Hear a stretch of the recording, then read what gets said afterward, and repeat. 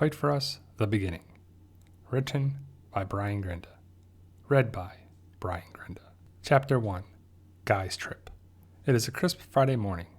The birds are chirping, and it's the perfect morning for an early outdoor trail run along the Tennessee mountains. As I step down the front porch steps of the cabin we are renting, I check my watch and it reads 6:43 a.m. I try to get a morning run in 4 to 5 days a week. I breathe in the fresh mountain air and enjoy the view of the Tennessee landscape. After a couple quick stretches of my hamstrings and quads, I turn on my MP3 player and select my running list on my MP3 player titled Ryan's Running List. I take off for my morning 1 to 2 mile run, and I remind myself to stick to the trail as I don't know the area very well and don't want to risk getting hurt or lost. As I'm running down the trail, I find myself running down a path that is less dense with trees. As I continue running, I hear a loud bang, and I'm startled by the loud bang. It sounded like a firecracker. So I stop running and look around where the noise came from. And as I'm scanning through the woods, another loud bang goes off. But this time it's followed by a blood-curdling scream. The sounds sounded like they came from my left. I see a path that I believe will lead me to the sound, so I take it. As I'm approaching the end of the path, I hear another loud scream and run straight towards it. I make a left behind a huge oak tree and find a man struggling to push 2 other men off him. I try to help, but one of the men lunges towards me, so I take a step back to avoid the attacker and yell, "Hey, what is going on here?" No one responds to me, and I see the man who was being attacked by the 2 other men is now lying on the ground and he's severely wounded from wounds on both of his arms, stomach, and his left thigh. I run over to help the wounded man as he is being bitten and ripped apart by the 2 men. I can't believe this and decide that I need to help this man. I run over to one of the men that just bit into the wounded man's left arm, and I grab him by the shoulders and throw him into the dirt. I run over to the other man and he tries to bite me. "What the hell?" I shout as I step back and then kick the attacker in the face out of reflex. I visually check the wounded man out. He's a very large man that is dressed in hunting gear. I look over at the 2 other men and see they are both dressed in hunting gear as well. I keep my distance, but I check the area and evaluate the scene. The very large man, dressed in hunting gear, has a large laceration going across his stomach and several bite marks on both arms. I can sense something isn't right here, but I can't believe that these 2 men are eating and biting the other man. One of the men gets up from the ground and goes back to attacking the man who is severely wounded and lying on the ground. The wounded man screams in pain as the man bites him in his right arm again and again. I can't believe what I'm seeing. The scene is chaotic and seems surreal. I see 3 men in hunting gear, and for some reason the 2 men keep attacking this one man. Everything is happening so fast, but I'm trying to make sense of it. The other man that I previously kicked in the face is standing now and is walking towards me. He's staggering right for me.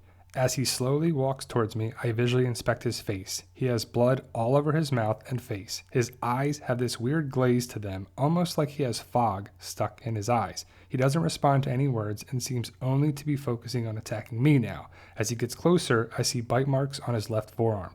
The bites are deep, as I see part of his ulna bone through his skin.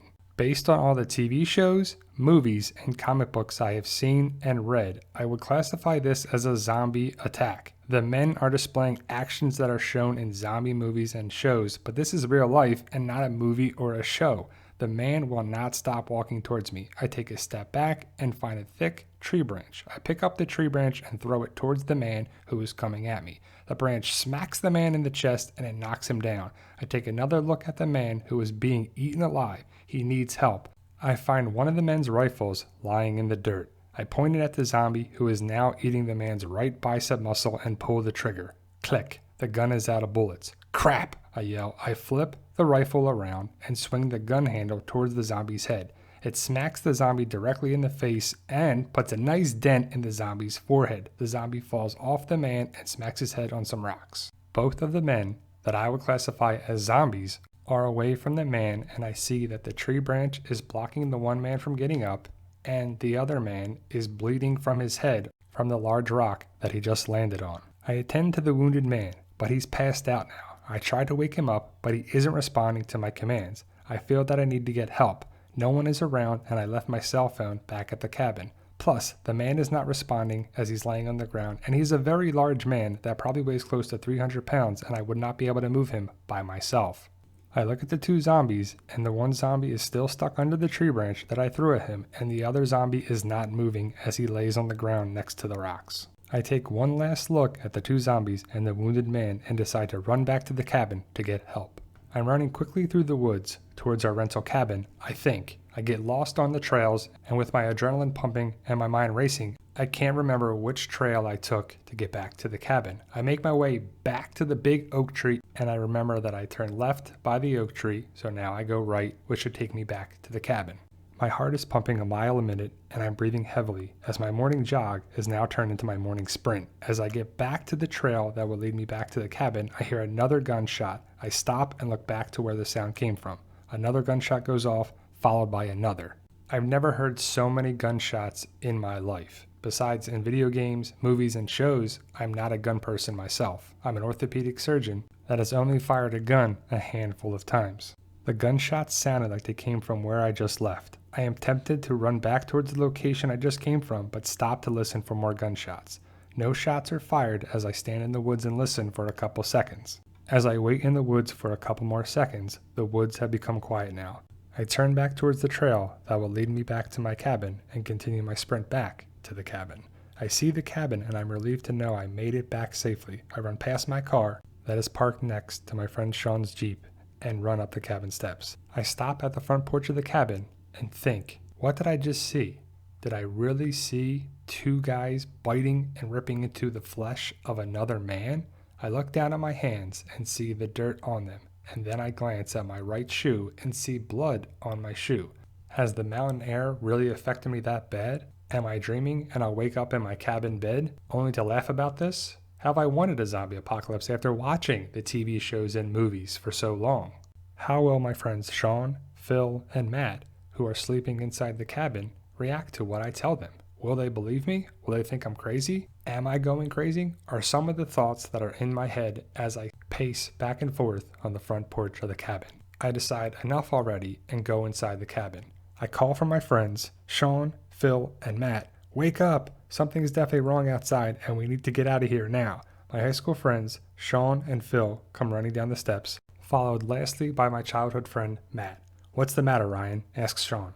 I reply, as I try to catch my breath. I was going for a run on the trail when I heard gunshots. A man screamed and a couple more shots went off. I ran down to help, but I can't believe what I saw. I saw something crazy out of a horror movie. I saw two guys eating the arms and torso of another guy. No way, you're pulling our leg, shouts Matt. I look at the guys and say, I know it sounds crazy, but I will show you.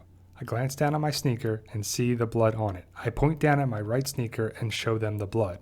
This blood isn't mine, I say as the guys look at the blood on my shoe. I continue saying, I need your help, guys. This one guy is huge and he's bleeding bad. I need your help to get him to the hospital. Are any of your cell phones actually working? The guys look at their cell phones and see that no one has service here in the rural Tennessee mountains. Sean says, let's go check out what Ryan is talking about. Sean and Phil run back upstairs and put on some sneakers and change their clothes. Matt looks at me and asks, are you messing with us? Are you joking around? I answer Matt, no, I'm dead serious. Matt sees the serious expression on my face and runs back upstairs to change his clothes. I run back up to my room to get my cell phone and check to see if I have cell phone service, as it's been spotty since we arrived here in Tennessee 2 days ago. I see that my cell phone has a full battery, but still no cell phone service. I hear the guys walk down the steps, so I meet up with them in the living room of our cabin.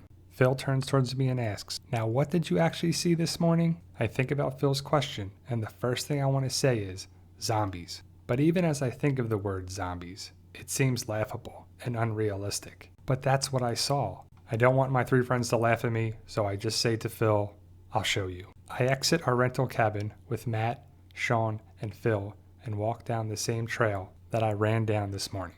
As I'm walking with Matt, Sean, and Phil, I try to retrace my steps down the running trail and path, but it's hard to remember as everything happened so quickly this morning.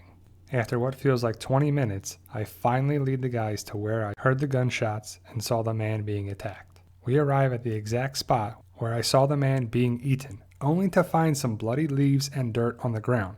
There are no bodies nor other signs of the wounded man or his attackers. I can see something happened here, but I'm not sure what happened, Rye, says Phil. He continues with, are you sure it wasn't just a deer or something? I move closer to the blood spot in the dirt, point to it and say, yes, it was right here. There were 3 guys. I see the blood on the rocks, and I point to the bloody rocks and say, one of the bodies was right there. Look at the blood on the rocks. The guys look at the rocks and see the blood. But again, no bodies are here.